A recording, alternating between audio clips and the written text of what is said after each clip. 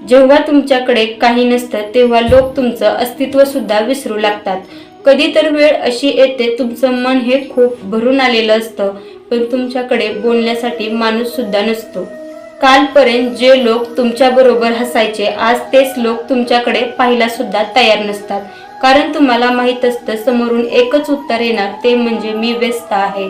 आणि कधी तुम्ही एक गोष्ट ऑब्झर्वेशन केली आहे का, त्या काळात तुमचा फोन सुद्धा वाजत नाही। कालपर्यंत जे लोक तुम्हाला म्हणायचे तुझ्याशिवाय मी काहीच नाही, आज तेच लोक तुमचा मेसेज सीन करून सुद्धा तुम्हाला रिप्लाय देत नाही। आणि मग मात्र तुम्ही स्वतःलाच विचारू लागता, माझं काही चुकलं आहे का? पण उत्तर हे खूप सोपं असतं, तुमची चुकी काहीच नसते, फक्त तुमच्याकडे कोणतीच गोष्ट नसते, ना पैसा, ना नाती, ना कोणती तुमची ओळख, ना कोणतं तुमचं वेगळं अस्तित्व। म्हणून आयुष्यात वाईट वेळ आल्यावर कधीच खचून जाऊ नका, कारण वाईट वेळ येणं हे सुद्धा खूप गरजेचं आहे।